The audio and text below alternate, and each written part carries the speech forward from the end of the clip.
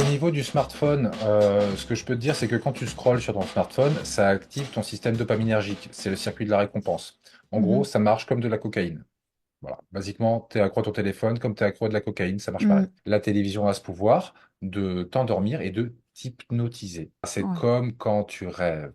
Donc Mhm. en fait, quand tu regardes, par exemple, pour en revenir au Covid, le discours phare d'Emmanuel Macron, nous sommes en guerre. Donc c'est un discours qui dure une demi-heure. C'est hyper long. Donc, au bout de 10 minutes, tu es complètement hypnotisé, parce que ça fait Mhm. la même chose, ça t'hypnotise. Et là, il te balance, nous sommes en guerre, nous sommes en guerre, nous sommes Ouais. en guerre, ayez peur, ayez peur. Mhm. Et donc, ça va te choquer profondément parce que tes défenses psychiques sont à plat. Certaines personnes me diront qu'ils ne veulent plus entendre parler de COVID-19, que ce sujet est vidé, qu'il n'y a plus rien à dire et pourtant je suis en total désaccord. Il y a encore beaucoup à dire, beaucoup de conclusions qu'on aurait dû tirer afin de faire les choses différemment dans le futur, apprendre des leçons. Et c'est pourquoi j'ai décidé de parler à Yann Charrier aujourd'hui, qui est psychologue. Il a écrit un livre qui s'appelle Le très petit guide de survie à la guerre psychologique de cinquième génération. Très intéressant. Et il nous explique comment, selon lui, on a utilisé des techniques pour nous manipuler pendant la crise de COVID-19. Yann Charrier, bonjour, bienvenue. Bonjour Héloïse, merci de me recevoir. Ça fait plaisir. C'est toi qui m'as contacté. Ouais, Tu tout à fait. voulais, tu m'as hameçonné, je pourrais dire. Tu as su piquer ma curiosité avec le petit livre qui est derrière toi. Ça s'appelle le petit, très petit guide de survie de guerre psychologique de cinquième génération. À la guerre psychologique, pardon. Et avant qu'on rentre dans le thème qui est aujourd'hui, c'est de comprendre comment on a utilisé, selon ce que tu approches, certaines armes psychologiques de manipulation pendant la pandémie, ou ce qu'on pourrait appeler la crise de COVID-19. J'aimerais que tu nous parles avant tout, qui es-tu et quelle est ton expertise pour parler d'outils de guerre psychologique?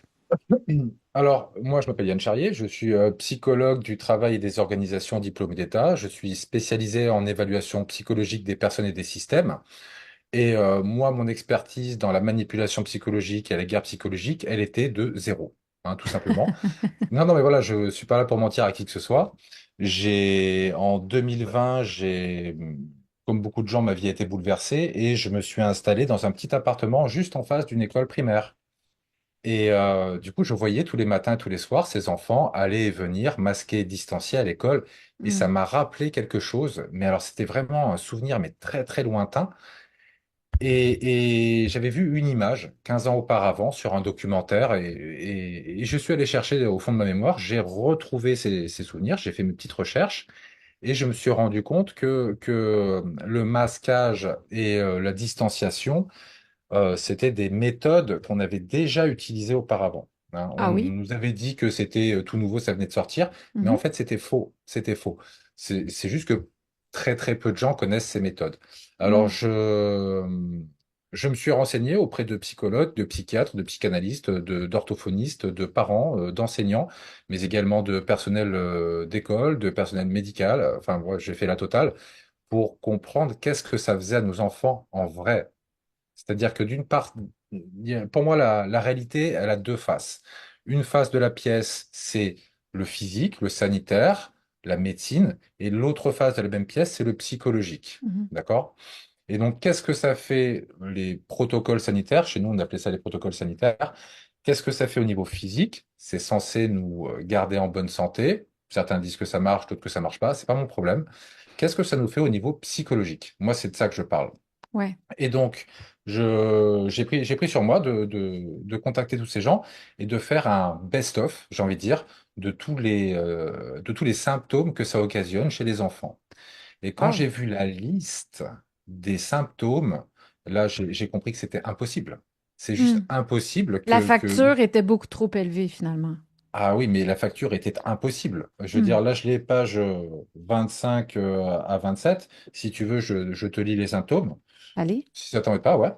Alors, sur les enfants, hein, moi je travaille sur les enfants. Mhm. Énurésie, aphasie, baisse d'énergie, hyperactivité, troubles du sommeil, retrait émotionnel, confusion émotionnelle, psychologique ou intellectuelle, régression du langage, phobie Mhm. scolaire, anxiété, troubles obsessionnels compulsifs, angoisse et névrose d'angoisse, psychose, hétéroagression, auto-agression, ça veut dire aussi automutilation, hein, c'est très grave, et syndrome de stress post-traumatique, savoir traumatisme de guerre. Donc moi, la question que je me posais, c'est comment c'est possible qu'un enfant en France ou même au Québec souffre de traumatisme de guerre en allant à l'école? C'est impossible. Mais C'est pour impossible. tirer ces conclusions-là, en fait, c'est les gens, les experts à qui tu as parlé, qui, eux, ont parlé de ce qui témoignait ou c'est basé sur des études, des recherches? Comment on tire ces conclusions-là de ces symptômes? Alors, moi, comme je t'ai dit, je suis psychologue du travail et des organisations. Ce qui Mhm, m'intéresse, c'est comment l'organisation humaine, dans ton travail, à l'école, ou comment elle influence ta psyché. Là, ça, je l'ai tiré de rapports de professionnels. Et OK, notamment l'étude, par exemple, la Corona Children Studies Cookie de 2020, qui a été effectuée sur 25 930 participants. Donc, OK, c'est 25 000 enfants qui ont été masqués 4 heures par jour. Tu vois? OK. Donc, c'est très, très solide. Mhm, Ce genre d'études sont très, très solides. Après, des rapports ou des alertes qui ont été lancées chez dans, pardon, par des psychiatres, par des pédopsychiatres ont été très nombreux, mais souvent mhm. très peu écoutés, comme tu dois le savoir. Oui, en fait, je me souviens, une de mes premières vidéos que j'ai faites, je pense que c'était ma quatrième, ça s'appelait Les dommages collatéraux. Puis je m'étais vraiment penchée sur ce que les... Parce que c'était vraiment les psychologues puis les psychiatres qui sonnaient l'alarme sur les dommages qui allaient être au niveau psychologique, parce que c'est comme si on considérait pas du tout la portion psychologique dans la santé globale. C'était Et juste c'est la ça le santé au niveau problème. du virus, c'est ça. Tout à fait, c'est ça le problème. Moi, c'était ça mon problème en tant que Mhm, psychologue. Bien sûr, quand on a un marteau, tous les problèmes sont des clous. Et moi, je suis psychologue, donc bon, voilà, je ne suis pas une exception à la règle. mhm, Et donc, quand j'ai vu ça, je me suis dit, pour moi, c'est impossible mhm. que une méthode occasionne une telle variété de symptômes et des trucs aussi graves. Ben, Vraiment. suicide, même, automutilation, suicide, c'est Ouais. extrêmement grave. Donc j'ai cherché comment c'était possible. Et ce que j'ai trouvé m'a empêché de dormir pendant des jours et des jours. Et donc Ça, depuis on est en 2020, quelle année? C'est en 2020 que tu as commencé 2020, à... Vraiment, là, dès le 2020, début, toi, tu as vu qu'il y avait quelque chose non. qui marchait pas. Non, c'est pas dès le début, c'était en France en 2020, on a eu deux confinements. Ouais. D'accord? Un en mars-avril, un truc comme ça, Mhm. et un autre en septembre-octobre ou quelque chose comme ça. Et donc moi, c'est pendant le deuxième confinement que je suis tombé sur ces informations, que je suis allé en chercher d'autres. OK. Et par hasard, je suis tombé sur un petit livre de Clara, je n'ai plus le nom en tête, je suis désolé, d'une dame qui est professeure de philosophie et qui m'a appris que ce sont des psychologues qui ont géré les confinements, les couvre-feux, etc. Et donc, quand j'ai appris que Pendant notre crise là, de COVID. Ouais, ouais, ouais, ouais, c'était OK. les psychologues. C'est des psychologues, une unité de psychologie comportementale. La psychologie comportementale, si tu veux, il y a plusieurs psychologies, d'accord? On parle Mhm. souvent de psychologie clinique, c'est-à-dire j'ai un problème, je vais voir un psychologue clinicien qui va m'aider à résoudre ce problème. Ça, Ouais. c'est classique. La psychologie comportementale, elle sert à modifier ton comportement. Par exemple, tu fumes des cigarettes, tu veux arrêter de fumer, tu veux modifier ton comportement, peut-être que c'est intéressant de voir un comportementaliste Mhm. pour t'aider à modifier ton comportement. Et ça Ouais. peut être utile dans plein, plein, plein de domaines. Là, on a fait appel à une unité de psychologie comportementale spécialisée dans le nudge. Le nudge, OK. Parlons du ouais, nudge. voilà, Qu'est-ce qu'un nudge? ce sont des nouvelles techniques de psychologie comportementale qui servent à modifier ton comportement sans que tu t'en rendes compte. Hein. Donc, un Donc, nudge en anglais, ça signifie un coup de pouce. un coup de C'est comme pouce, te donner un petit air d'aller pour que tu ailles dans la direction que je veux. voilà, la bonne Mhm. La direction, bonne, oui, d'accord? toujours, La toujours. bonne direction. Donc, moi, pourquoi alors, ça, je crois que je suis en train de répondre à la question que tu me posais, mais moi, la raison pour laquelle j'ai écrit ce livre, c'est que ces méthodes de nudge qui ont été utilisées pendant le Covid pour nous aider à prendre la bonne décision de nous masquer, de nous distancier, Mhm. etc., ont été depuis largement réutilisées par les gouvernements pour l'écologie, par exemple, Mhm. pour nous aider à financer la guerre en Ukraine, par exemple, et Ouais. de nombreuses autres méthodes. Au jour d'aujourd'hui, il y a 2 semaines, je suis tombé sur le site de La Poste en France qui nous vend l'identité numérique. Hein. Ah, Et OK. je reconnais des techniques de nudge. Est-ce que tu as un exemple concret à nous donner? Ah, là oui, bah, je t'ai pas préparé d'image sur La Poste, mais je peux te le citer de tête. C'est Oui. marqué 7 millions de Français ont déjà choisi l'identité numérique. Et vous? Ah, Donc, wow. OK. 7 Donc là, millions de c'est Français. l'effet de groupe. Il faut rejoindre le groupe. C'est ça. C'est un nudge. Et on est quelque part, on a tous envie d'être un peu comme les autres, hein. On veut Oui. tous être un peu différents. Moi, mes chaussures, c'est des Nike, mais elles sont vertes, pas Ah comme oui, quand toi. même. OK. Mais en même temps, c'est des Nike, Ouais, comme tout le monde. Tu vois, je veux être exact. différent, mais pas comme les autres. Et Ouais. donc, ça, c'est un nudge qui est classique. Si je te dis que 51% des Québécois se sont déjà fait injecter, hein, c'est un effet de groupe. Ouais, mais nous, en D'accord? plus, c'était rendu 90%. L'effet était très, très, très fort. La pression était immense ici. Ah ben et voilà, et plus le 90, 95, 99%, plus ça augmente et plus la pression mentale devient forte. D'accord? Exactement. Donc moi c'est pour ça que j'ai écrit ce livre, pour qu'on puisse à l'avenir se vacciner en fait des techniques de manipulation utilisées contre nous. Est-ce que Alors, je vais juste revenir parce écoute, que tantôt, tu as dit, bien sûr. tu t'as remonté dans les souvenirs je trouvais ça intéressant. Tu dis que ces techniques-là, ils avaient déjà été utilisées. Moi, vraiment, je fais partie de celles qui a dit que c'était nouveau. Je pensais que c'était nouveau. La Moi distanciation aussi. sociale, j'avais jamais entendu parler de ça. Mm. Le masque, je savais que ça avait été fait surtout en Asie. Moi, j'ai voyagé énormément en Asie, puis à chaque fois que je vais en Asie, Mhm. je comprenais pas. J'avais déjà commencé à faire des recherches parce qu'on se foutait un peu de la gueule des Asiatiques qui avaient des masques. Parce que là-bas, ils ont des sourires ou plein de, tu sais, ils les décorent à leur goût. Donc, ça fait partie du style vestimentaire. Maintenant, ils les mettent juste parce que c'est tendance. Puis je m'étais informée, puis à l'époque, avant que ce soit comme interdit de le dire, j'avais déjà trouvé que le masque, c'était pas prouvé que ça faisait vraiment une différence dans la transmission virale. Donc moi, Mhm. quand la pandémie a commencé, j'étais en Asie, puis c'était hors de question que je porte le masque, parce que je trouvais ça déjà aberrant. Mais j'ai vu que là, on transposait des trucs qui avaient bien marché en Asie à l'international. On demandait à tout le monde, encore en 2025, des fois, je vais faire mon épicerie, puis je vois des gens avec un masque dans le visage. Donc, ça a vraiment bien fonctionné. Bien sûr. Je serais curieuse de savoir à quel moment tu peux dire que ça a été utilisé avant, puis qu'il avait pu voir que ça fonctionnait. Mhm. Ou Alors, fonctionnait. Je sais pas si ça moi, fonctionne. ce que j'ai vu, c'est pas que ça a été utilisé avant ces méthodes dites. Nous, en France, on appelait ça les protocoles sanitaires. Aux Mhm. États-Unis, ils appelaient ça mask mandate, c'est-à-dire Ouais, obligation de masque, ouais. ce qui est très différent. Et en France, spécifiquement, ils ont adopté un terme. Ils disaient les gestes barrières. Hein, Oui, ce qui ne veut rien dire en fait, parce oui. que il y a aucun geste que tu peux faire de karaté ou de kung-fu pour faire une barrière à un virus. C'est pas possible. Donc c'est de la propagande. Pour moi, c'est de la propagande. On Mhm. t'emballe le truc. Alors, où est-ce que ça avait été utilisé? C'est ça la question, en fait, moi que je me posais et que tu me poses là d'ailleurs. Donc, en fait, moi, je suis remonté en 1951 à l'université McGill à Montréal. Hmm. Ah, avec MK Ouais, Ultra. avec MK Ultra, mais à l'époque, c'était pas déjà MK Ultra. MK Ultra, ça apparu en 1953.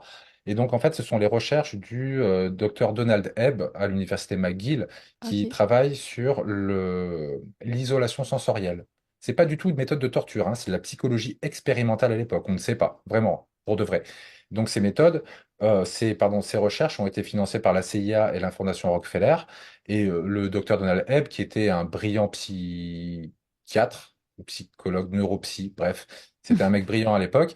Donc il s'est lancé là-dessus et au bout d'un moment, il s'est arrêté parce qu'il trouvait que ça allait trop loin Wow. et que les dégâts occasionnés sur la psyché humaine étaient considérables. C'était quoi les C'est-à-dire, tests qu'il faisait bien, concrètement? moi j'ai les photos là. Je t'ai préparé Ouais. un petit diapo, mais j'ai pas eu le temps de te l'envoyer. Ben, on pourra le mettre après si tu veux, tu pourras Bah, il me n'y a pas de l'envoyer. problème, je te l'enverrai.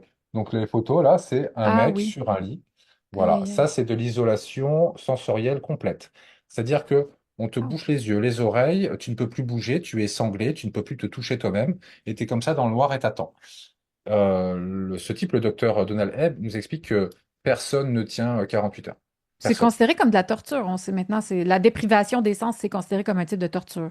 Tout à fait. Par exemple, si tu prends ton enfant qui n'a pas été sage, que tu l'enfermes dans un placard et que tu attends qu'il soit sage, c'est très mauvais pour l'enfant de faire ça. Parce que Il y a des d'abord, gens il qui va se font ça. débattre. Mais Mon bien sûr Dieu. qu'il y a des gens qui font ça, Louise. Ah mon Dieu. Euh, euh, il- D'abord, il va se débattre, il va crier. D'accord? T'attends qu'il soit sage. Au bout d'un moment, il se calme. Et là, tu dis, ah, il est calmé, il est sage. Non. Il est en train de se faire traumatiser. Il est en Hein. dissociation. Eh ben, c'est-à-dire que tu es toute seule dans le noir et donc tout ce que tu vois, tu n'entends rien. Tout ce que tu vois, ce sont tes projections inconscientes. En gros, tu es Mhm, seul dans le noir face à tes démons et ils t'attaquent. Voilà. mhm, mhm. Donc ça, c'est très très mauvais au niveau psychique et au niveau neurologique. Le cerveau humain a besoin de stimulation. Hein, Oui. c'est comme ça. Mhm. Si tu te mets dans une pièce blanche toute la journée qui aura le plafond, tu t'ennuies et tu as besoin de faire quelque chose. Parce que c'est pas normal pour l'esprit humain rester comme ça dans le vide. C'est Ouais. très mauvais pour nous. Tout ça pour dire que voilà, j'ai retrouvé ces histoires en 1951 et Mhm. donc des applications concrètes de ces théories à partir de 2001 à la prison militaire de Guantanamo Bay à Cuba, où on torture La malheureusement tristement célèbre prison de Guantanamo. tout à fait, où on autorise la torture sur les détenus. Et donc Ouais. j'ai retrouvé des applications de ces méthodes d'isolation sensorielle. Et tu vas pas me croire, peut-être, mais j'ai les photos dans le bouquin, c'est ça qui est intéressant. J'espère que pourras les mettre sur cette entrevue, notamment la célèbre torture au masque. C'est... C'est-à-dire que la torture au masque, j'essaie de te le mettre Ah bien, ouais? c'est très simple. On te prend, on t'assoit, on te fait une distanciation sociale et on te met un masque. Un Voilà. masque juste sur, comme les masques qu'on C'est a tout. eus, là. Pas un Voilà. masque complet, là. Non, non, non, juste un masque en papier, avec des menottes bien sûr, parce que sinon ils ne se laisseraient pas faire. Distanciation sociale et c'est tout. Ça Attends, c'est suffit considéré comme pour de la torturer torture? quelqu'un. C'est de la torture. Mais les gens ont accepté de s'infliger ça eux-mêmes Mais ils ne pendant... le savaient pas. Ils ne le savaient pas et c'était pour leur bien. Attends, D'où mais le nudge. explique-moi comment Oui. c'est utilisé comme de la torture dans les prisons. Pourquoi, qu'est-ce que ça a comme impact concrètement? Alors là, il faut aller voir dans le livre le Kubark, Kubark. Donc c'est le manuel de torture à l'usage de l'armée américaine qui date à peu près des années 70, si je ne m'abuse. OK. Donc il a été réédité en français aux éditions Zone. C'est pas très rigolo à lire, mais je le conseille à tout le monde parce qu'il faut se renseigner. Hmm. Et là, dans ce Kubark, il t'explique les mille et une façons, les meilleures façons qu'ils ont pour torturer quelqu'un. Une des meilleures façons pour torturer quelqu'un, c'est de ne pas laisser de traces. On est d'accord? Effectivement. Si je veux te faire du mal à toi et que je ne te laisse pas de traces physiques, alors tu vas être bien embêté pour porter plainte. Hein. Effectivement. C'est le Oui. principe du pervers narcissique. Hein, tu Mhm. te maries avec un pervers narcissique, il va te pourrir la vie toute la journée à la maison, il va te harceler, il va te pousser au suicide, mais Mais c'est c'est pas lui toi qui qui es t'a poussé. responsable. Tu es 100% Toi qui es responsable. responsable. Il Mhm. t'a pas poussé par la fenêtre. On est Mhm. d'accord. Mhm. Donc, ces méthodes ont été largement travaillées à partir des années 50 et opérationnalisées à partir des années 70-80 et maintenant officiellement, notamment à la prison de Guantanamo depuis 2001, mais également, par exemple, à Abu Ghraib. Hein, tu as sûrement entendu parler d'Abu Ghraib. On prenait des détenus, on te met un sac sur la tête, isolation sensorielle, tu ne vois plus rien et on te fout des électrochocs de temps en temps. Ah oui, d'accord, bien sûr. J'ai vu d'autres images aussi là dans la bande de Gaza, avec des prisonniers qui sont non pas masqués de la bouche, mais masqués des yeux, donc ils n'y voient plus rien, Mhm. et interdiction de parler, donc isolation auditive, et tout ça Mhm. c'est très très mauvais, et ça détruit l'esprit humain vraiment de façon considérable. Donc, le but de ça, pour ceux qui font ça dans les prisons, c'est quoi? C'est de casser les prisonniers, d'avoir une meilleure, qui collabore mieux? C'est quoi les symptômes que ça va occasionner? C'est quoi l'intérêt pour les prisons de faire ça sur leurs prisonniers? Ah bah, il y a deux écoles. Il y en a qui disent que c'est bien pour avoir des informations, des renseignements. Si je te torture assez, tu me diras tout ce que je veux. Alors que c'est Le prouvé que c'est problème, faux, en fait, alors c'est maintenant. prouvé que c'est faux parce que moi je Mhm. sais que si tu me tortures assez, je vais te raconter vraiment n'importe quoi juste pour que tu Exact. t'arrêtes. Bien sûr. Exact. Donc il y a deux écoles. La question de pourquoi est-ce qu'on remet la torture à l'ordre du jour, en vrai, la vraie réponse, je ne la connais pas. Et je Mhm. trouve ça, je suis juste contre la torture. Moi, ça me plaît pas. C'est assez simple de dire qu'on est contre la torture. Pour moi, c'est juste extraordinaire de penser qu'il y a des humains qui font ça au moment où on se parle sur d'autres humains. Mais là, toi, ce que tu avances avec ton livre, c'est qu'il y a une équipe de psychologues qui a choisi d'utiliser des méthodes qui savaient qu'ils pouvaient être considérées comme néfastes, disons, psychologiquement, pour ne pas dire d'une forme de torture psychologique. Donc, ils ont demandé de nous masquer, demandé de nous distancier, et pas juste distancier physiquement, mais aussi d'arrêter d'avoir une vie sociale. Et toi, ce que tu dis, ce que je comprends, c'est que c'était vraiment fait intentionnellement. Alors, pas tout à fait. OK. Parce que ces méthodes, elles existaient avant. En 2001, les mêmes méthodes, c'était des méthodes de torture. En Mhm. 2020, ce sont devenues des méthodes sanitaires. Ce sont les mêmes méthodes. Donc, même méthode, même résultat. Ça, c'est On a simple. refait le packaging avec un mot qui passe mieux, un petit nom. Voilà, c'est un peu comme le greenwashing, hein, c'est le même principe. Sauf que ce que je ne dis pas que ce sont les psychologues qui nous ont poussés à nous masquer qui étaient au courant que c'était négatif. Ça, je ne le dis pas, je n'en sais rien. Mhm. OK. Tout ce que je sais, c'est que ces gens-là, on leur a donné une mission.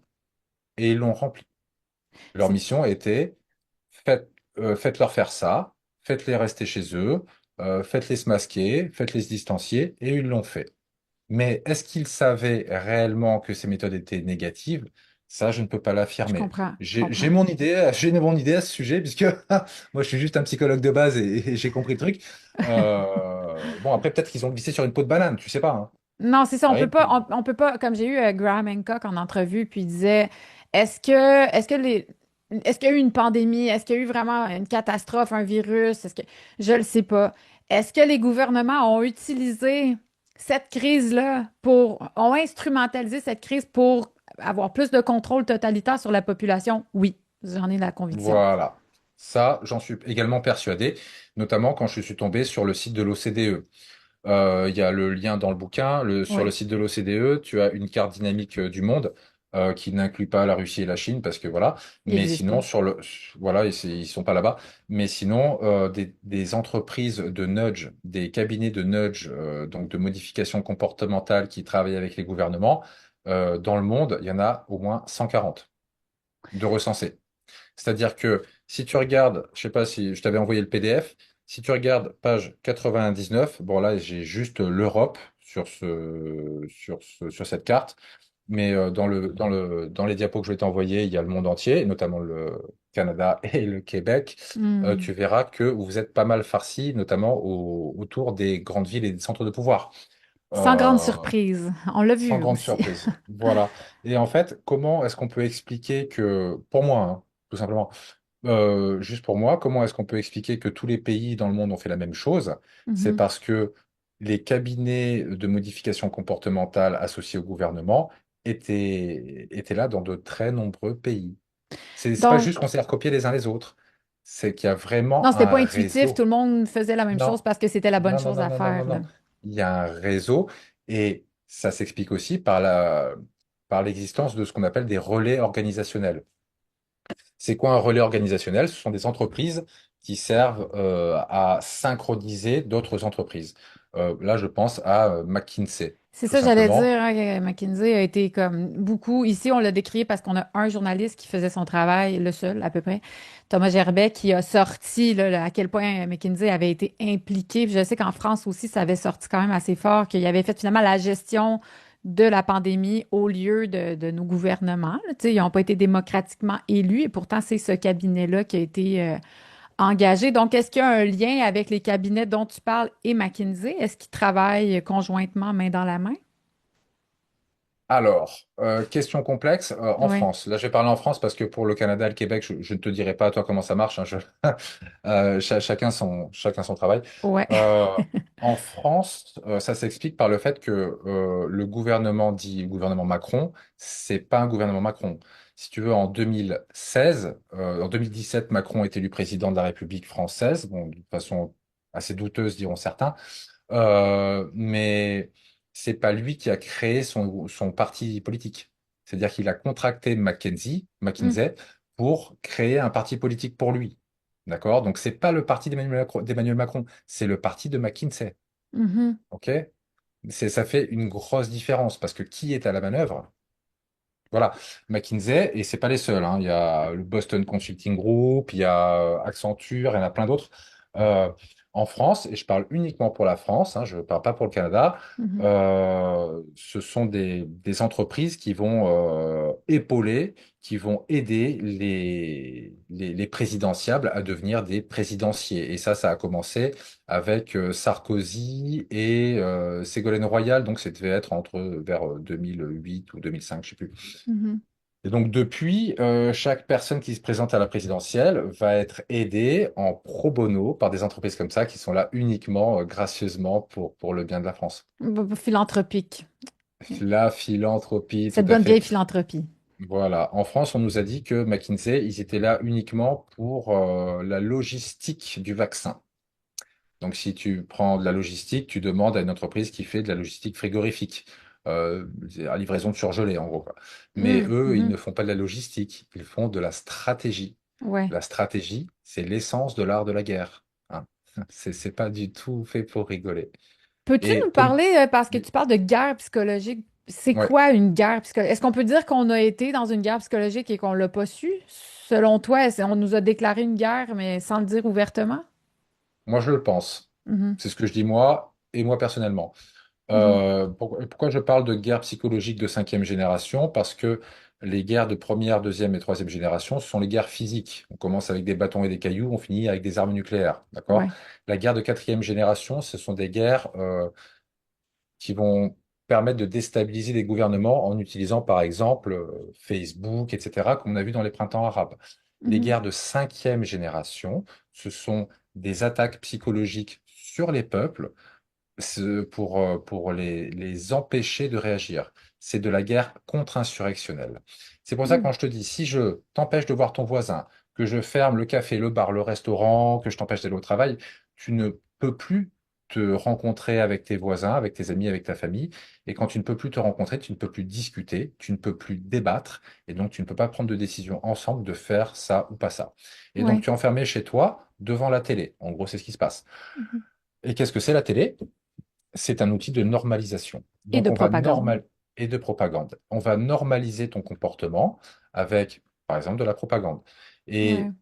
Et on va modifier ton comportement et ta façon de penser grâce à une attaque normative. On va modifier les normes. Hmm. Et on parle de new normal, tu te souviens? La Donc, nouvelle norme, ouais. la nouvelle norme. Et voilà. Et Mhm. donc, cette nouvelle norme, on va la rentrer par les outils de normalisation qui sont à la base la radio, les journaux, la télé, c'est-à-dire les médias mainstream, et ainsi que l'école, beaucoup l'école. Hein. Effectivement, oui. C'est là que ça Et voilà. commence. Et c'est là que ça commence. Moi, je sais que là, on vient de passer le 14 juillet en France, notre fête du bicentenaire de la Révolution. À l'école française de la République, on t'apprend que c'est une démocratie, par exemple. C'est faux. Une république n'est pas une démocratie. Mais Pourquoi? ça, on Pourquoi tu dis t'apprend à ça? l'école. Parce Bah, qu'il y a parce beaucoup que de gens qui j'ai. seront pas d'accord avec toi. Ah bah les gens peuvent penser ce qu'ils veulent. Excuse-moi, j'ai un petit problème de lumière. Euh, je, je dis ça parce que j'ai lu l'excellent livre de Francis Dupuy-Derry, Ton qui petit est bonhomme. professeur à Sciences Po, à l'UQAM ou à l'UQAC, et Ah ouais, qui. OK. Ah C'est ouais, comment il s'appelle? j'espère que tu. Francis Dupuy-Derry. Il a Hmm. écrit le livre Démocratie, histoire politique d'un mot. Et donc à la base, c'est une thèse doctorale. Il en a fait un livre parce que personne n'a envie de lire une thèse. Hein. Franchement, c'est un peu chiant à lire. Mais le livre est très très sympa et OK. j'espère que tu l'inviteras à l'occasion. Ce Ben, je monsieur vais nous faire mes explique. recherches. Ah, tu peux y aller. Franchement, c'est un gars exceptionnel, très très intéressant. Il nous explique que le mot démocratie n'apparaît pas en 1789 en France. C'est pas vrai. Il apparaît en 1830 aux États-Unis. Parce Ah qu'à ouais. l'époque de la Révolution française, le mot démocrate, c'est une insulte. Ah ouais. Pourquoi? Oui, parce que les personnes qui ont fait la Révolution française, ce sont des riches et des notables à l'époque. C'est pas le petit paysan du coin. Ce sont des riches et Hmm. des notables qui ont pris le pouvoir. En fait, c'était un genre de coup d'État et qui ont décidé de créer une république. Une Hmm. république, c'est un système antidémocratique. La preuve, si moi je veux modifier une loi, je ne peux pas. On ne Hmm. me demande pas mon avis. J'ai le droit de voter pour quelqu'un qui va décider pour moi. Ça, c'est pas de la démocratie. La Ouais. démocratie indirecte, c'est quelque chose qui n'existe pas. C'est de la propagande, c'est de la pensée magique. Mais on n'est plus en Ce- démocratie, en fait. Est-ce que ça Ah existe non, encore, la démocratie, dans notre monde? pour moi, on ne l'a jamais été. On l'a jamais été. Même pas en Mais Grèce? c'est ce que je pense. Alors peut-être en Grèce à l'époque, Mhm. sauf les femmes et les esclaves et les enfants, Les c'est-à-dire que c'était moindres humains. les moindres humains, c'est-à-dire que Mhm. c'était la démocratie pour 25% de la population, Mhm. mais ça ressemblait peut-être plus à une démocratie. En France, il n'y a jamais eu de démocratie. Je ne sais pas pour le Québec et le Canada, ça c'est à toi de voir, t'en penses que t'en veux, ça Mhm. te regarde, mais moi je parle de mon pays, il n'y a jamais eu de démocratie en France et il n'y en aura jamais. C'est une république. C'est pas pour rien que je reçois aucun politicien à mon podcast. Premièrement, je veux pas être associée à aucun parti. Et deuxièmement, je pense plus jamais voter de ma vie. Mais après, je veux dire, je pense pas que ça signifie qu'il faut être complètement désabusé au niveau de la politique puis pas s'impliquer. Mais je pense qu'il faut choisir les façons comme écrire un livre, ce que tu as fait, venir me parler. J'ai l'impression que c'est plus en conscientisant les gens qu'on peut faire une différence, mais en se présentant aux élections, je vois pas comment on peut faire une différence. Même si on arrive là avec Pour... des bonnes intentions, le système n'est pas fait pour que vous puissiez y Non. changer quoi que ce soit. Bah, si, même avec toutes les meilleures intentions du monde, si demain tu es élu Premier ministre de ton pays, tu vas être tellement enfermé tu es toute seule contre le système. Mhm. Qu'est-ce que tu vas faire? Regarde les promesses de Donald Trump. Mais il y en a Voilà. qui diraient que tout est planifié, puis que tout est une stratégie, puis que ce qu'ils nous montrent, c'est pas ça qu'ils est en train de faire. Moi, en tout cas, je sais plus quoi penser. Je suis juste impressionnée à quel point on peut interpréter la réalité comme on veut. Oui, tout à fait. Ça Tout à devient fait. vraiment difficile. Si tu sais, quelqu'un te fait du mal, mais en fait, il te dit que c'est pour te faire du bien. Et toi, tu te Ouais. dis, bah ouais, c'est vrai, tu me fais du mal, mais c'est pour mon bien. On peut Oui, mais imaginer ça, un à ce tas de niveau-là, choses. on pourrait tous être d'accord avec un point de vue extérieur ou non, la personne se fait manipuler. Mais dans le cas de Trump, il y a vraiment des gens qui arrivent avec des arguments qui vont dire non, mais en fait, c'est sa stratégie pour que les médias mainstream parlent de Epstein ou peu importe. Moi, à mon avis, ce que ça fait, c'est qu'on a quand même un président qui est arrivé avec beaucoup de promesses, puis qui, pour moi, ne livre pas la marchandise. Il fait exactement le contraire de ce qu'il nous avait dit. Mais ça, c'est mon opinion. Puis avec les données que j'ai, avec l'information que j'ai recueillie, mais je peux me tromper. En fait, c'est que c'est tellement complexe. Bien sûr, ton information est nécessairement incomplète. Tu peux passer 24 heures sur Absolument. 24 à te renseigner, c'est incomplet. C'est comme Exact. ça, hein, tu n'y peux rien. Je veux dire, tu n'es pas, déjà, tu ne vis pas dans le Congrès américain. Donc déjà, il faudrait y vivre toute la journée, toute la nuit, dormir dans les couloirs. Ouais. Euh, Non, c'est voilà. ça. En fait, c'est de prendre conscience, et je pense que c'est super important, puis je le ramène souvent sur ma chaîne, on ne sait pas tout, et donc on ne peut pas avoir aucune certitude. Tout à fait. Ce serait bien que les gens s'en rappellent des fois, petit reminder, Mais parce je suis que tout à ça fait d'accord avec devient, toi. je pense que quand c'est là qu'il n'y a plus de débat, puis ça devient juste de l'arrogance, du mépris.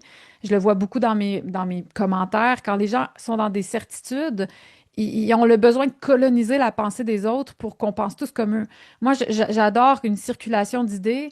Je t'apporte des choses que je trouve super intelligentes, intéressantes aujourd'hui. Est-ce que j'achète tout ce que tu dis? Peut-être pas, mais au moins, C'est pas, non. on circule les idées, puis c'est Tout à fait. comme tu parlais, les stimuli du cerveau sont importants. On se stimule le cerveau, tout ça, c'est bon. Je pense que c'est sain. Bien sûr. Mais je pense qu'on n'est pas obligé de tirer des conclusions. Surtout, bon, c'était ma petite parenthèse philosophique. J'aimerais qu'on revienne sur les enfants parce que tu as parlé, Ouais. ça a été ta première motivation. Je sais que tu es papa aussi, comme Ouais, tout moi à qui est fait. Ouais. maman.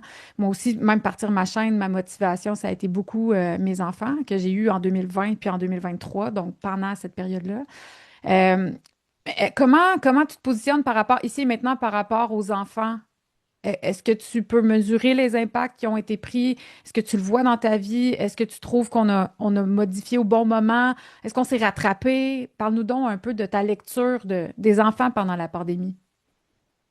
Euh, Bien, j'ai vu des différences notables sur le comportement des enfants. J'ai par ailleurs d'autres activités associatives, sportives avec des enfants. Pas de détails, mais voilà, que je pratique en général et notamment après le Covid. Et j'ai constaté ouais, des sérieux problèmes Comme sur quoi? des enfants. Déjà des problèmes de santé physique, hein, un manque de Mm. cardio, manque de capacité motrice, manque de... Enfin, tout ça, Le c'est pas langage, tu terrible. parlais de langage tantôt aussi, Moi, difficulté du langage. j'ai constaté des régressions du langage sur mon propre enfant. Ah oui, ton enfant allait C'est-à-dire à qu'elle l'école à ce moment-là? allait à l'école, OK. elle était en phase d'apprentissage de la parole, donc elle devait avoir 3 ans, 2, 3 ans, un truc comme ça. Et il s'est avéré qu'elle perdait des syllabes. Donc j'ai Ah dû lui ouais. réapprendre des syllabes. Hmm. Hein, Parce bon, voilà. qu'elle a porté le masque à ce moment-là? Ou était Non, elle ne exposée à portait des pas gens le qui avaient le masque, masque? mais elle était exposée à des gens qui avaient le masque. Mhm. Donc, avec sa mère, on a pris le choix d'essayer de la mettre à l'école le moins possible à cette Mhm. époque-là. Il y a beaucoup de gens D'accord? qui ont fait ça.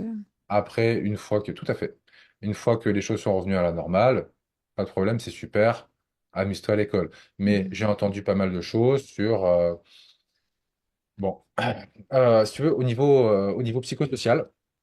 Comment ça fonctionne un groupe? Un groupe d'humains, chez les enfants, c'est pareil, chez les adultes, c'est pareil. On a tous besoin d'un groupe de référence, hein. On a besoin Mhm. d'amis, on a besoin de famille, on a besoin de... Voilà. Le problème, c'est que dans un groupe, on a besoin de se donner des marques d'amour, de respect, d'affection, et c'est ça qui soude le groupe, hein. Mhm. Pense à quand tu vas voir ton groupe de potes, vous allez boire un coup en ville, eh ben, ça fait plaisir de les voir, tu vois ta vieille copine, tu lui fais un gros câlin, etc. Si tu ne peux plus te donner de l'amour, si tu ne peux plus voir le beau sourire de ta meilleure amie, Julie, que tu adores trop, si tu ne peux plus te donner des marques positives dans le groupe, indépendamment de toi, le groupe doit survivre. D'accord? Donc, si je ne peux pas donner de l'amour à mes amis, en fait, le groupe va devoir survivre en se retournant contre quelqu'un. C'est l'effet mouton noir. si tu veux. Il y a, en France, on parle énormément d'augmentation du harcèlement à l'école. C'est pas pour rien. C'est Hmm. parce qu'on a modifié le comportement. Quand on modifie le comportement de quelqu'un, ça reste. Hein, ça ne part pas tout de suite. C'est-à-dire le comportement, la façon dont fonctionnent les groupes humains a été modifié. Et donc, il y a beaucoup d'enfants qui vont devoir projeter leur colère et leur haine grâce au groupe sur un mouton noir. Ça peut être n'importe qui. Ça peut être n'importe qui. Ça n'a aucune espèce d'importance pour rester dans le groupe. Et Mhm. ça, pour eux, c'est un besoin vital. Hein, nous, on Mhm. est grand. Quand on est exclu d'un groupe, déjà, ça fait mal. Ça Oui. pique. Hein, t'es là, bon, franchement, c'est vraiment pas sympa. Mais quand tu es enfant, c'est carrément horrible. C'est carrément C'est horrible. Et puis, insupportable, en fait. c'est insupportable. Tu as un besoin vital. La sociabilisation pour un être humain, c'est un besoin vital. Si je te Mhm. prends, je te mets toute seule dans une cellule de prison pendant un an avec toute seule et une corde, avant un an, tu te seras pendu. C'est sûr. Voilà. Et selon Donc, toi, on a imposé ça à nos enfants en toute connaissance de cause? il y a des personnes qui le savaient. Moi, en tout cas, moi, je suis un psychologue de base, hein. C'est-à-dire que j'ai fait 5 ans d'études. J'ai pas fait un doctorat. Je suis pas exceptionnellement brillant. Je suis pas un gros caïd de la psychologie. Pourtant, tout ça, je le sais. Mhm. Donc, Mhm. explique-moi comment ça se fait que les autres le sachent pas. Ben, puis Hmm. moi, je suis même pas psychologue. Puis c'est la première alarme que j'ai sonnée sur ma chaîne. C'était, mais il faut qu'on prenne les dommages psychologiques qu'on est en train de se faire comme société. Je veux dire, on est des êtres sociaux. Moi, en plus, j'étais enceinte. Je suis tombée enceinte avant la pandémie, puis j'ai accouché pendant la pandémie. Donc, j'ai vécu ma grossesse enfermée, cloîtrée. Il n'y a personne qui m'a vue, sauf mes parents. Mes amis, d'ailleurs, ces amis de cette époque-là, je ne leur parle plus, mais personne ne voulait me voir. J'ai même pas pu apprendre, tu sais, la nouvelle. Ah, je suis enceinte. Tu sais, j'ai pas pu faire ça à personne. On n'avait même pas le droit d'avoir de shower. Alors, ça a vraiment été, pour moi, très, très frappant à quel point on avait perdu notre humanité. Je me dis, voyons, c'est des moments importants. J'ai vu des gens qui pouvaient pas enterrer un mort. J'étais en train de magasiner pour le plancher de notre appart. On avait un dégât d'eau dans notre maison. Puis le gars qui nous vendait le plancher s'est mis à pleurer parce que sa femme était décédée, puis parce qu'il n'avait pas pu l'enterrer, puis il n'était pas capable de faire son deuil. Puis j'ai pensé à lui, je l'ai porté dans mes pensées pendant des mois parce que j'étais vraiment horrifiée je me dis, mais comment on peut se faire ça comme société? Mais enterrez-la, puis faites-lui un rituel que ce pauvre homme, en plus, qui était devenu père monoparental d'une jeune fille, à cette époque-là, elle avait 6 ans, je me disais, il est complètement désespéré, puis on fait ça, c'est pas un cas unique, c'est tellement à grande échelle ce qu'on s'est fait vivre comme... C'est un traumatisme. Tu parlais tantôt de choc post-traumatique de guerre. C'est là qu'on le voit. Je veux dire, c'est horrible ce qu'on s'est fait vivre comme société.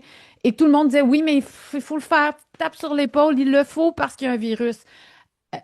Puis parce que c'est Trump qui avait dit, il me semble qu'il ne faudrait pas que le the cure becomes worse than faut pas on est en train de faire en sorte que finalement la solution est pire que ce qui se passe vraiment. Hmm, Et là, hmm, parce que c'était Trump qui l'avait dit que Trump c'est Hitler et que c'est un fou, mais comme si on reproduisait cette même prise de conscience, on était des fous.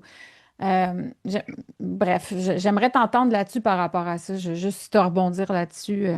Est-ce que je te donne mon sentiment personnel? Bah oui, pourquoi pas, si tu es à l'aise de le faire, bien sûr. Voilà, moi, je suis tout à fait à l'aise de le faire, hein. Je prends mes responsabilités. Je suis un grand garçon.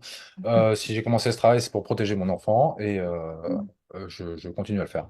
Mhm. Donc, pour moi, et ça, c'est mon avis personnel, je m'exprime sans aucune preuve, mais c'est ce que je pense.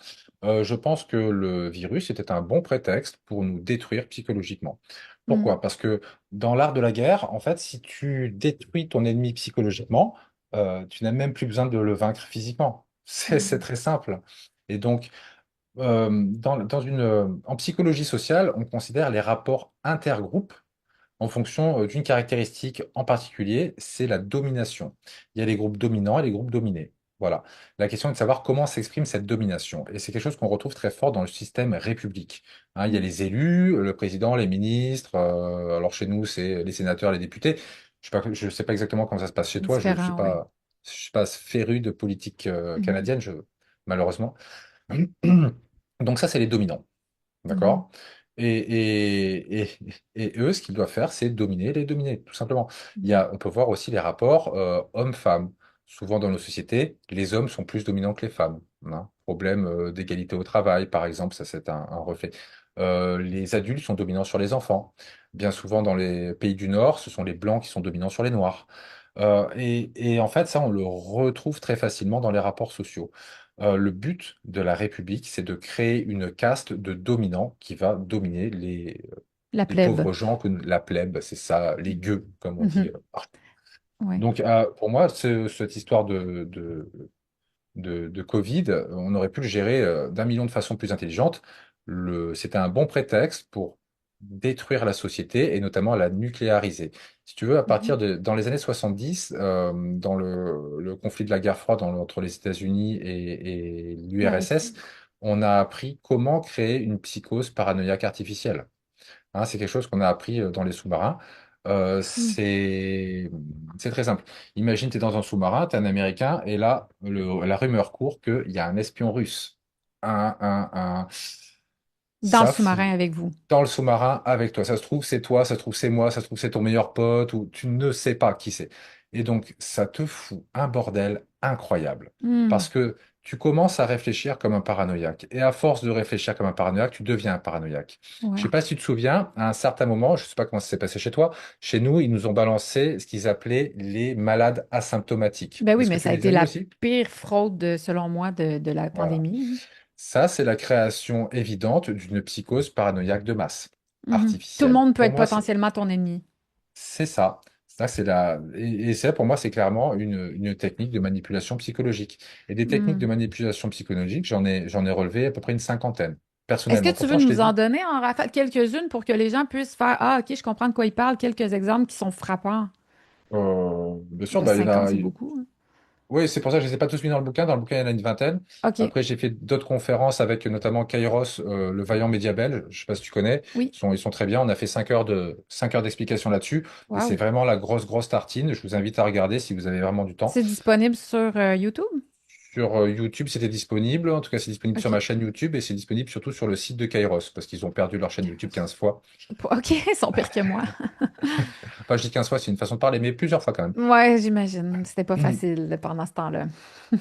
Donc, tu me parles Vas-y. de techniques de manipulation. Celle que moi j'explique dans le petit guide, c'est la stratégie du choc, celle qui est expliquée par Naomi Klein. Qui est la première qui a comme embarqué dans le narratif COVID. Pour moi, Naomi Klein, ça a été une déception. Elle puis Noam Chomsky, petite parenthèse, mais c'est vrai que on a tous vu sa théorie Ouais. du choc, mais la Mhm. stratégie du choc, mais elle avait pas de l'air à la remarquer, là. Ça l'a pas dérangé. Mais pour ceux Tu qui connaissent sais, pas Naomi Klein, tu peux peut-être expliquer c'est quoi la stratégie du choc. bah, la stratégie du choc, c'est imprimer un choc émotionnel intense chez la victime, notamment une population, pour après pouvoir l'amener là où on veut. Mhm. Hein, exemple, le 11 septembre 2001, gros attentat, et tout de suite, on va déclarer la guerre à 4 ou 5 pays. Quel rapport? On n'a pas vraiment, en fait. Non, c'est ça. Voilà, on n'a toujours pas trouvé les terroristes. Enfin, aussi, peut-être c'est eux, peut-être non. Enfin, voilà. Mhm. Donc, stratégie du choc, la peur, bien Mhm. sûr. La secte, créer une secte. Si tu regardes clairement, la pandémie a été gérée comme on gère une secte. C'est-à-dire une secte, pour te faire entrer dans une secte, il faut que je coupe tes liens avec ta famille, tes amis, etc. Et après, je Mhm. te renormalise, je te explique quelles sont les bonnes choses à faire. Mais Mhm. ça marche que si j'ai coupé tes liens. D'accord? Donc, Effectivement. on te fait rentrer dans une secte en coupant tes liens, on te met devant la télé, on te dit aie peur du virus. Voilà, c'est la secte. Puis on encourageait même, en tout cas, moi, j'ai des extraits en tête là, où je vois Mario Dumont ou nos animateurs qui disaient là, si votre beau-frère il s'est pas fait vacciner pour Noël, ben là, vous pouvez plus parler à votre beau-frère. Là. Tu sais, il encourageait vraiment la scission, la coupure, la rupture avec la C'est ça. famille. Puis vous faites maintenant partie de notre clan. Tu sais, c'est bien. Vous êtes C'est dans ça. le côté des bons, de la vertu. C'est le clan de la secte des covidistes. On Mhm. peut, on peut le dire comme ça. Des techniques de désorientation qu'on retrouvait notamment dans les camps de concentration nazis. Hein, Mhm. les désorienter la population, ça sert à les empêcher si tu veux, si je te désoriente et je change tes habitudes tous les jours, ça va être tellement gourmand en énergie mentale que tu auras plus d'énergie pour le reste. Tu pourras plus réfléchir. Tu Donc, vas devoir t'adapter tous les jours. ce que tu es en train de dire, c'est pas la première fois que je l'entends, c'est que cette idée de toujours changer une journée, si on porte le masque, le lendemain, on porte plus le masque. Une journée, on se lave les mains, l'autre journée, 2 mètres, à un moment donné, c'est 1 mètre et demi. De constamment changer ces mesures-là, c'était pas fait. Les gens pensaient que c'est parce qu'ils étaient comme tout mêlés, puis on voyait ils faisaient leur possible pour gérer une crise, mais finalement, c'était une technique de manipulation selon toi.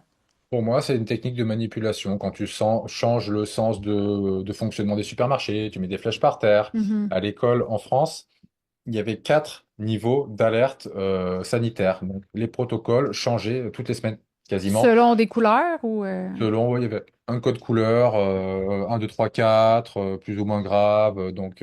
Et Mhm. les professeurs doivent passer énormément de temps et d'énergie à s'adapter à ça. Ils n'ont plus Mhm. l'énergie de réfléchir. Hein, Mhm. c'est à ça que ça sert à la désorientation. Et tu retrouves ça dans les livres de Primo Levi et de Bruno Bettelheim quand ils parlent de leur expérience dans les camps de concentration. Mhm. Bien sûr, la technique du cheval de Troie. Hein. Le célèbre, je ne sais pas si la tête qu'il avait chez vous, le bandeau des protocoles sanitaires, c'est un cheval de Troie. C'est-à-dire que tu as un joli cheval et dedans, au milieu, tu as une arme de torture psychologique. Mhm. Mhm. Le conditionnement opérant. C'est-à-dire d'abord on te choque et après on te reconditionne. Le conditionnement opérant, c'est ce qu'on fait à la base pour modifier le comportement des rats, des souris, des pigeons à partir des années 50. Et maintenant, on sait très bien l'utiliser avec les humains. Donc en fait, ce qu'on nous a fait, c'est du conditionnement. C'est comme ça que ça s'appelle. Peux-tu expliquer un peu plus c'est quoi du conditionnement? Alors, dans le Comment on se fait conditionnement, conditionner? comment je te conditionne? Mettons que je veuille modifier ton comportement. Mhm. Si tu fais la mauvaise chose, ce que j'estime être la mauvaise chose, tu auras une punition. Un Par exemple, je électrochoc, ne par veux pas exemple. recevoir ma première dose. Mauvaise réponse, donc je te mets une amende. Allez, 100 dollars, bam, dans ta Allez. gueule. Par 1500, allez. exemple. Allez, 1500. Je sais pas combien c'était chez vous. Ben, Chez nous, 1500, c'était. si on sortait après le couvre-feu. Nous, on a eu 2 couvre-feux. Vous n'avez pas eu ça, je pense. Nous, on a eu des couvre-feux, mais je ne Ah crois ouais? pas que les couvre-feux soient vraiment terminés en France. Hein. Mais ça, on en C'est une autre reparlera. histoire. C'est une autre histoire, là, ça devient complètement un truc de fou. Donc, le conditionnement, voilà. Et par contre, si tu fais la bonne chose, je te donne une petite boulette. Si tu étais un rat, je te donnerais une petite boulette de viande. Mais comme Ah. c'est toi, je te donne, par exemple, une bonification. Bravo, c'est super, tu as bien fait. Un bénéfice secondaire. Un Le bénéfice sentiment secondaire. de faire partie du groupe, d'avoir la bonne vertu, d'être Voilà, un c'est bon très être bien. humain. Tu es une bonne citoyenne, Mhm, tu travailles pour ton pays, tu protèges tes enfants et ta grand-mère. Bravo. mhm, mhm. Donc ça, c'est du conditionnement. Le conditionnement est mesuré à la durée de la modification comportementale. Si cette modification dure longtemps, alors le conditionnement aura été puissant. Après, je ne vais pas rentrer Ça explique trop, pourquoi on voit trop. encore des gens avec le masque en 2025. Oui, tout à fait. C'est un Mhm, conditionnement, c'est-à-dire que souviens-toi, le chien de Pavlov, il est mhm, conditionné. Quand la cloche sonne, il est conditionné qu'il y aura de la bouffe, et donc il commence à baver. mhm. Toi, c'est pareil. Quand la cloche sonne, c'est-à-dire au secours, il y a un virus, tu reçois un stress et donc tu as peur, tu mets ton masque. Voilà. Tu es Voilà. conditionné. Tu n'as pas le temps de réfléchir. Non, Stress, c'est un masque. automatisme. Mhm, Voilà, c'est un automatisme. D'ailleurs, si tu vois un enfant, un petit enfant, et que tu lèves la main sur lui comme ça, s'il n'a pas été battu, généralement, il va te regarder comme ça avec un air bizarre. mhm, Si c'est un enfant qui a été souvent battu, il va se protéger. Il va se mhm, protéger très fort. Pourquoi? Parce qu'il a été conditionné. mhm. D'accord? C'est un exemple, on pourrait en trouver 1000. Ouais. La technique de pied dans la porte, l'engagement, locus of control, concaténation, inversion accusatoire, double contrainte, psychose paranoïaque de masse, ce que je t'expliquais tout à l'heure dans les sous-marins, la pensée Mhm. magique, la désinformation, alors ça, les désinformations, je n'en parle pas plus, le cuteness et le syndrome de Stockholm. Le cuteness. Le cuteness, c'est la mignonneté, rendre mignon quelque chose. Par exemple, un chaton, c'est cute. Oui. Donc, c'est pour ça que ça va faire des millions de vues. Si tu avais un petit chaton juste à côté de toi, c'est sûr que tu ferais plus de vues, Ouais, parce que tu je serais devrais m'en plus mettre un en mignonne. bibelot, en fait. Ah, Peut-être que je mais pourrais faire ça. carrément, bah, ça serait beaucoup plus mignon. D'accord? Je sais pas si tu te souviens, à l'époque, il y avait beaucoup d'affiches avec des enfants masqués, des affiches dessinées avec des enfants masqués qui étaient très mignons. Ah, c'est mignon, c'est Hmm, chouette et tout ça. hmm. Alors qu'en fait, c'est une méthode de torture. Si tu prends les photos de Guantanamo, c'est pas mignon, Pas ça ne mignon. marche pas. Non, ça aurait Si tu pas prends mieux les... passé si on avait mis ça dans le métro pour nous Non, inciter ça à. ne va marcher pas. Alors, il te Non. faut quelque chose de mignon, on se sert de cuteness. Ça, c'est Hmm. pour les techniques de psychologique normales, de base. Et après, il y a des techniques spécifiques de psychologie de nudge, parce que c'est vraiment ce qui marche fort en ce moment. Le nudge, c'est basé sur des biais cognitifs.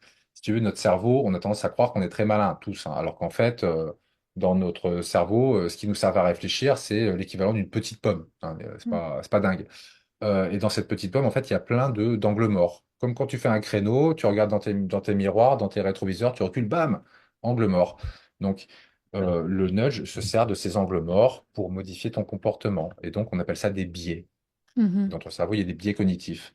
Mhm. Donc, le biais de statu quo, le biais d'ancrage, le biais d'effet de cadre, de preuve sociale, de perte aversion, de cadrage des messages. Peux-tu expliquer, prends-en un ou deux, mais nous les Je t'en prends un là détailler, tout de ouais. suite, le cadrage des messages.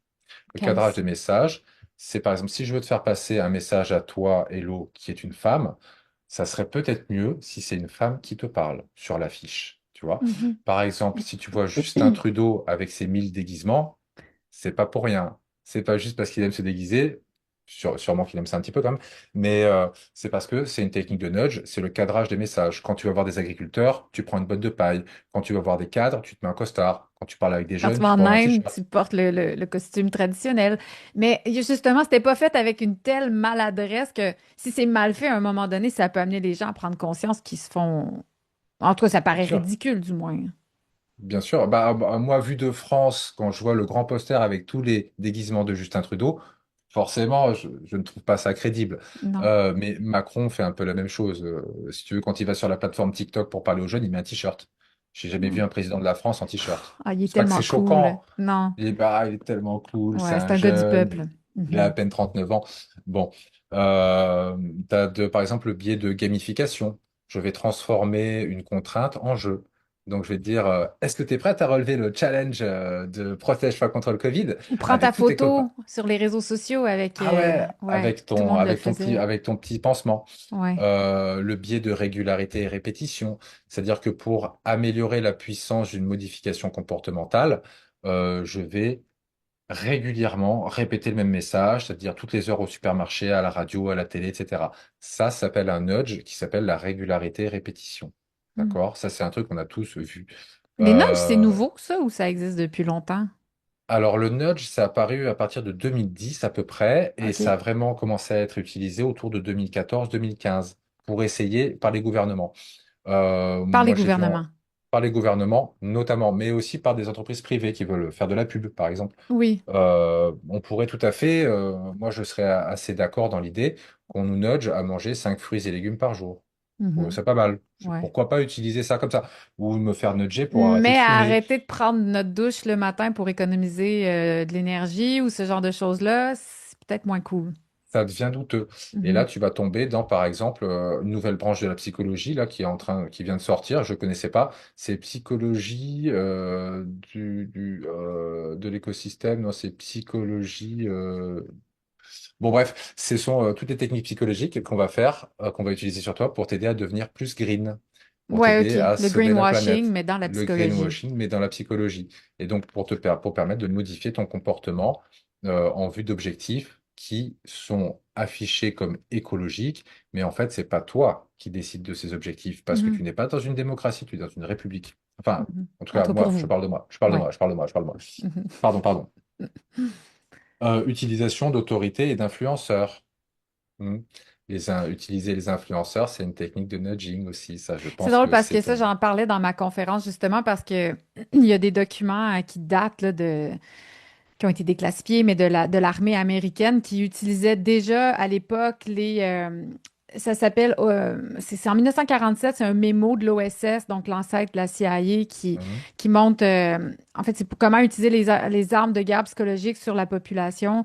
Puis ça expliquait justement comment utiliser. Ils ont utilisé Hollywood et les grandes vedettes de cette époque-là pour mais justement faire de la propagande ou aider à passer un message parce que c'est plus cool. Puis maintenant, on voit encore que c'est utilisé. Ça a été utilisé, mais à fond, là. On a vu tellement ici, en tout cas au Québec. Puis on sait, parce qu'il y a des chiffres qui sont sortis, on sait combien les vedettes, je pense à Sarah-Jeanne Labrosse, qui est une méga vedette des jeunes avec Pierre-Luc Funk, ils ont participé à la conférence de presse du premier ministre Legault. Et là, ils ont dit pendant 2, 3 minutes maximum, là, il fallait porter le masque, respecter la distanciation Mhm. sociale. Et ils ont été payés de mémoire, je pense, 12 000 $. Pas mal.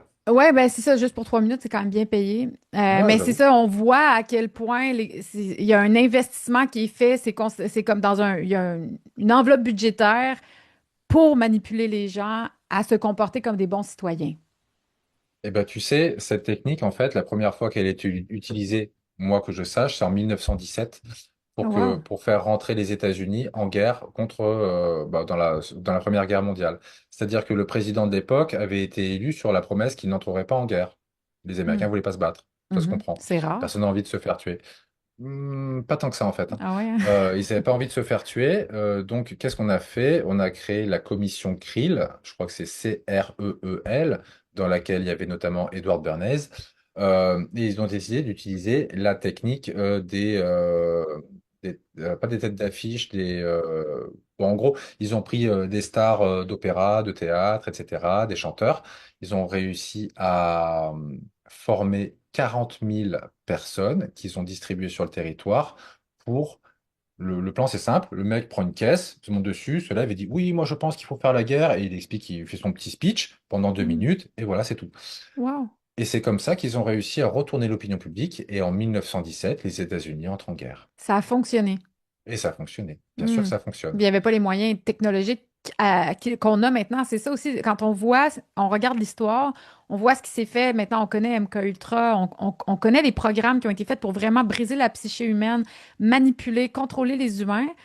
C'était dans les années 50, 60, 70. Puis des fois, c'est ce que je dis aux gens, mais imaginez-vous ce qu'ils sont capables de faire maintenant. Mais pourquoi ils auraient arrêté? Est-ce qu'on a exigé qu'ils arrêtent? Est-ce qu'il y a des gens qui ont été en prison? Est-ce qu'il y a vraiment eu comme un point de rupture qui a fait que ce système-là qui était en place s'est effondré et maintenant a complètement changé? Expliquez-moi ça parce que moi, j'ai pas vu ça dans l'histoire. Alors pourquoi on penserait que ces gouvernements-là qui ont utilisé, qui ont développé des techniques de contrôle sur les masses qui fonctionnaient à merveille déjà dans les années 50, pourquoi ils auraient arrêté de les utiliser maintenant qu'ils ont des technologies encore plus à point?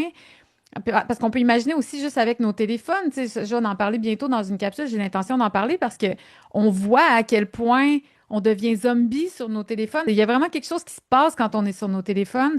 C'est alarmant, la lumière bleue, mais Bien parce que sûr. là, on n'a pas parlé de la psychologie, tu nous parles des nudges, des techniques de manipulation, mais Mhm. on pourrait rentrer dans toute la technologie. Tu disais, on a été enfermés avec nos télévisions, mais Ouais. c'est quoi le pouvoir de la télévision sur le cerveau humain? Et ça mérite de se poser ces questions-là quand même. Alors, au niveau du smartphone, ce que je peux te dire, c'est que quand tu scrolles sur ton smartphone, ça active ton système dopaminergique. C'est le circuit de la récompense. En gros, Mhm. ça marche comme de la cocaïne. Voilà. Basiquement, tu es accro à ton téléphone, comme tu es accro à de la cocaïne, ça marche Mm. pareil. Mais attends, Au mais ni- répète ce que tu viens de dire, c'est super important pour les parents qui mettent leurs enfants sur un Alors, téléphone. Répète ça. ce que je dis, c'est que un smartphone, quand tu scrolles sur ton smartphone, sur YouTube, même si tu ne regardes pas des choses choquantes, hein, tu peux regarder des trucs très bien, ça active, ça suractive ton circuit dopaminergique. Donc, ton cerveau crée plus de dopamine. Le circuit le circuit dopaminergique, c'est le circuit de la récompense. Normalement, qu'est-ce que tu fais? Tu travailles dur. Par exemple, là, je bosse dur, j'écris un bouquin, je te contacte, c'est pas facile, on s'envoie plein de mails, on fait une vidéo, etc. Et à la fin, j'ai ma récompense, Ouais. c'est-à-dire que j'ai un clip, j'ai une vidéo sur ta chaîne Hello veut savoir. Ça, c'est ma récompense. Et là, je suis content. Et mon système dopaminergique dit, bingo, bravo Yann, tu as bien travaillé et j'ai de la dopamine. Tu Mhm. vois, tu travailles dur tout le mois et à la fin du mois, t'as des sous-sous, tu gagnes de l'argent, bam, dopamine. Avec ton smartphone, à chaque fois que tu scrolles, clic, clic, clic, clic, à chaque fois, tu as de la dopamine Gratuitement, sans avoir fait aucun effort. gratuitement, sans aucun effort. Et ça marche comme la cocaïne. La cocaïne suractive ton circuit dopaminergique. Et Donc, c'est pour ça ça crée une qu'on est dépendance. accro. C'est pour ça qu'on est accro au smartphone, bien sûr. Et si tu n'en as pas, c'est comme être en manque de coque, tu vas te sentir déprimé, voire très, très déprimé. D'accord? Léthargique, pas Voilà. forcément d'entrain pour partir Tu te un sens pas projet ou bien, t'es pas motivé, t'as pas envie. paresseux. Mhm. Voire même, quand t'as pas assez de likes sur Facebook, moi j'ai eu comment dire, des personnes qui m'ont raconté ça. euh, D'habitude, j'ai au moins 100 likes ou 500 likes sur Facebook. Si je ne les ai pas, je me sens mal. Ah, Hein. quand Je c'est suis en rendu ça, manque. Je suis en manque. ton radar là, pour savoir si ta valeur humaine, là, il y a un petit problème. Mais imagine à quel point on s'est fait insidieusement créer une nouvelle norme. On parlait de la nouvelle norme tantôt. Il n'y a plus personne qui n'a pas les réseaux sociaux. En tout cas, c'est rare, là, c'est extrêmement rare. Même les C'est plus assez grands rare. résistants ont fini par avoir des Mm. téléphones. Puis le problème, c'est que maintenant qu'on a tous des téléphones, puis on n'a plus des téléphones avec une ligne, ben, nos enfants sont sur nos téléphones aussi assez rapidement. Et on voit la dépendance. Moi, je veux dire, mais on est très, très, très prudent avec nos enfants, mais on voit quand ils sont sur le téléphone, ils tombent sous hypnose, complètement obnubilés. Ouais. Je leur parle, ils m'entendent pas. C'est le Donc, deuxième effet. Tout à l'heure, tu me demandais l'effet de la télévision. En fait, quand tu regardes la télévision, un écran n'importe lequel, en fait, ton cerveau change de façon de fonctionner. Alors, hmm, ça, on part dans les électroencéphalogrammes. Je suis pas expert là-dedans, mais en gros, tu as plusieurs types d'ondes cérébrales. Alors, alpha, bêta, gamma et theta, je crois. mhm. C'est loin ces souvenirs. En fait, quand tu regardes la télé, au bout de Mhm. 3 à 9 minutes à peu près, ton cerveau change d'onde cérébrale.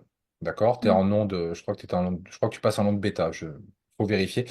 En Qui sont fait, c'est les ondes comme, du sommeil. C'est ça? voilà, c'est Ouais. comme quand tu rêves. Donc Mhm. en fait, quand tu regardes, par exemple, pour en revenir au Covid, le discours phare d'Emmanuel Macron, nous sommes en guerre. Donc c'est un discours qui dure une demi-heure. C'est hyper long. Donc, au bout de 10 minutes, tu es complètement hypnotisé, parce que ça fait Mhm. la même chose, ça t'hypnotise.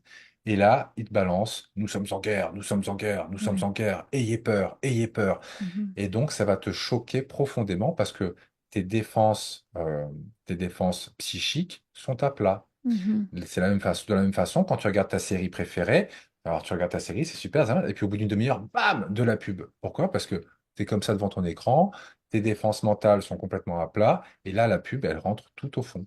Et c'est pour ça Wow. que quand tu vas boire un soda dégueulasse qui rend gros et qui est pas bon pour la santé, quand tu vois ce soda dans le rayon, tu penses à une jolie fille en maillot de bain Ouais. sur la plage. Alors que ça n'a absolument rien à voir. Aucun Pourquoi? lien. Parce que c'est rentré profond dans ton inconscient. Ouais. Ok. Donc, la télévision a ce pouvoir de t'endormir et de t'hypnotiser. Hein, moi, ce Mhm. que j'ai expliqué à mon enfant, voilà, t'es hypnotisé, on arrête la télé. Elle a Mhm. fini par comprendre. Mais ça n'empêche pas, des fois, on regarde la télé, j'essaie de sélectionner des choses intéressantes. Ouais. Enfin, la télé, je dis la télé, j'ai pas de télé chez moi depuis 20 ans. On regarde un film, un documentaire, une vidéo, un dessin animé. Ouais, ouais, ouais. Puis Voilà. au préalablement filtré, moi maintenant, je m'assure que mes enfants regardent des choses que j'ai vues Ah, parce mais qu'il y a oui, ah oui, ah tellement oui, ah de oui, oui, oui, cochonneries dans les. Mais on voit qu'il y a un endoctrinement aussi qui se fait dans oui. les Tout à fait, programmes pour enfants. tout à fait. Ça Il y a s'appelle des programmes en notamment. fait, hein, c'est intéressant quand même Ouais, ouais, aussi. ouais, c'est de la programmation. Tu Mhm, regardes une chaîne, tu es enchaîné, mhm, tu es mhm. programmé. Je vois par exemple, là, peut-être que c'est passé par chez vous aussi, un dessin animé avec des petits chiens et ouais, c'est des petits chiens qui sont déguisés. Il y en a un pompier, il y en a un qui est Pas la patte flic, il y en patrouille? a. Ouais. Ouais, voilà, c'est ça. Mais Merci. non, mais attends, c'est une religion, la patte patrouille. C'est Ah oui, tellement, voilà. tellement populaire, là. Donc, si tu les regardes de près, ces petits chiens-là, tu remarqueras qu'ils ont des pupilles surdilatées. Mais tu penses que c'est voulu? Voilà. Ben, ça, c'est un signal sexuel. Non, c'est vrai? Hein? Ben oui, bien sûr. Pas un peu de la Quand parano, tu, ça? tu penses que tu veux, Hello, hein. Franchement, tu n'es OK. pas. Moi, je dis ce que je pense. Vous n'êtes pas obligé de tout acheter. Parfait. Parfait. Quand tu fais du eye contact avec une personne de ton goût, en fait, quand tu es en phase de séduction, en fait, la pupille varie de volume et quand tu es excité, la pupille s'élargit un petit peu comme si on mangeait des extasies, par exemple, où les gens Ouais, ont des ouais, ouais. pupilles comme ça. Et ça, ce sont des signaux sexuels. Si tu regardes dans de nombreux dessins animés, tu verras beaucoup de personnages de dessins animés qui maintenant ont des pupilles très dilatées. Ce sont des Hmm, signaux sexuels, ce intéressant. qu'il n'y avait pas trop dans les années 80. Non, Hein. c'est ça, j'allais te demander. On voyait pas Voilà. ça avant? Donc c'est pour ça que moi je vais jusque-là pour expliquer que c'est pas juste quand on montre des nichons et des fesses. Hein. Non, C'est il y a des partout. codes qui se mettent un peu partout, ou même de façon très subliminale. Puis Oh, c'est bon, très on très. rentrera peut-être pas dans toute la question de l'hypersexualisation des jeunes puis de la pédocriminalité, mais finalement, ça finit par tout se relier. C'est ça qui est. Quand on est vraiment intéressé à comprendre les mécanismes du monde gangréné dans lequel on vit, on finit tous par se rendre aux mêmes places. Ça finit par nous ramener à cette hypersexualisation des enfants, Hmm. à ce contrôle extrême sur la population.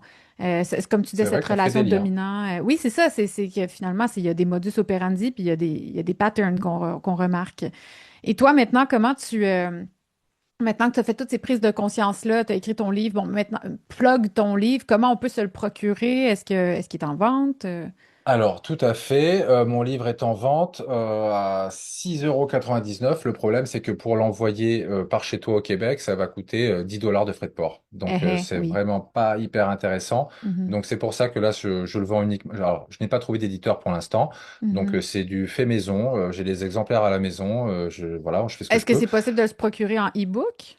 Alors justement, là sur mon site letrèspetitguide.fr, ce matin, je t'ai fait une case spéciale Canada où tu peux Wow. payer en dollars canadiens. Avant, c'était pas possible. Maintenant, C'est tu peux payer en cool. dollars canadiens. Bravo. Donc, vous pouvez vous procurer en PDF au prix de 3 dollars canadiens. Voilà. Est-ce que tu avais envie de te faire un peu d'argent avec ça ou c'était vraiment pas? Pourquoi pas le donner rendu à ce prix-là? À la base, moi, j'ai fait juste des petites conférences Internet et comme en fait, Mhm. j'avais beaucoup de mal à contacter des annonceurs, à contacter des personnes qui me fassent passer sur leur chaîne, j'ai décidé de faire un livre et je me suis dit, tiens, je vais faire un livre, je vais leur envoyer et comme ça, ils vont voir que c'est du sérieux. Parce que Ouais. souvent, quand tu n'as pas écrit un livre, les gens te prennent pas au sérieux. Mhm. C'est comme ça. Donc, j'ai écrit ce livre dans ce but-là. Et ensuite, bah, il faut que j'achète les exemplaires, il faut que je paye les Oui, oui. timbres, Mais etc. mon Ça, point, c'est c'est que tu beaucoup de aurais temps pu de le vendre travail. beaucoup plus cher. Ben, moi, mon but, c'est de le vendre vraiment pas cher. Il fait 100 pages. Il est vendu 6,99 €. Je veux Mhm. que ça, en France, avec les frais de port, ça fait 9,99 € dans ta boîte aux lettres. Moi, Mhm. je veux que tout le monde puisse se le payer s'il veut. Et le e-book, bah, c'est du version PDF parce que j'ai pas Oui. réussi à faire un e-book. C'est 2 € en France. Donc, Ben, le but, écoute, c'est que tout le j'invite tout monde le puisse se monde le payer. à se le procurer. Puis j'ai beaucoup de gens qui me suivent en Europe. Tu parles de la France, mais j'imagine que la Belgique, la Suisse et tout ça peuvent aussi se le procurer ou? Alors, tout à fait, j'ai expédié dans toute l'Europe là, mais là, ça va s'arrêter parce que les frais de port depuis la France vont beaucoup augmenter ce mois-ci, vont Ah, tripler en fait. ah bon. Donc, je pense que ça va s'arrêter à moins que quelqu'un ait envie de payer le double du prix pour un tout petit livre. Ah, Mais merveilleux. Bon. rassurez-vous, si vous n'avez pas le livre, si vous pouvez pas l'acheter, si vous ne voulez pas l'acheter, comme je te disais tout à l'heure, on a fait plusieurs conférences, notamment avec le Front médiatique et avec Kairos, le Vaillant Média belge, où je vous mets vraiment la grosse tartine, hein. Ça, Merveilleux. c'est un petit résumé des grosses conférences qu'on a faites. Puis Voilà. ces conférences-là sont Et c'est gratuit. accessibles gratuitement. Tu Gratuitement parlais de sur ton YouTube, site Odyssée, web. etc., etc. Oui. Peux-tu redire c'est quoi ton... Le-guide.fr, tout Parfait. attaché, sans accent, très Merveilleux. facile, et c'est juste le site où on vend le livre, et il y a un lien vers les conférences. Voilà. Excellent. À partir de maintenant, comment tu vois le futur? Si on veut terminer sur une note positive ou négative. Allez, sois Ça va pas être, optimiste. ça va pas être très positif, ça va pas être Non. très positif. Moi, le futur, je le vois d'une façon très simple, c'est que tant que nous, et je parle pour la France, mais peut-être que pour le Canada, c'est pas très différent, tant que nous resterons dans un système république, ça ne fera qu'empirer. Parce Mhm. que les problèmes interpersonnels, les problèmes relationnels, humains et psychologiques, si on ne trouve pas de solution, ne font qu'empirer. C'est une règle de base. Donc, comment faire en fait? Moi, je parle à mes compatriotes français et pour la France. J'ai envie de dire, si on commençait à construire la France au lieu d'être juste les esclaves de la République de la France, hein. Mhm. C'est juste un modèle organisationnel. On peut s'organiser de 1000 façons différentes. Pourquoi pas une démocratie? Moi, j'aime bien le principe. Et ça, on peut tout à fait le faire. On a les capacités, on a les moyens, on a les outils, on a les méthodes. Tout ce qui nous manque, c'est de nous réunir. Il faut qu'on se Je réunisse. pense qu'il manque aussi de prendre conscience qu'on n'est pas en démocratie. On nous a tellement bien vendu le paquet Ah oui, cadeau. bien sûr. Et de détruire cette illusion, il y a du chemin à faire. C'est sûr, il y a du chemin à faire et c'est une Oui, illusion qu'on apprend d'ailleurs tout petit à l'école. Et c'est pas pour exact. rien qu'au journal télévisé, on nous répète à foison dans nos démocraties, nos démocraties, nos démocraties. Si c'était vraiment le cas, est-ce qu'on aurait besoin de nous le répéter 15 fois? Hmm. Mhm, mhm. Mais en tout cas, ça mérite une profonde réflexion. Puis je te remercie de l'effort que tu fais. Puis je sais qu'aller à contre-courant, ça amène des défis dans la vie Hmm. au Ouais, des quotidien défis, des problèmes. et des problèmes, exactement. Mais je pense quand même qu'on est porté par une motivation qui est noble. Puis espérons que un jour, il y aura un juste retour des choses.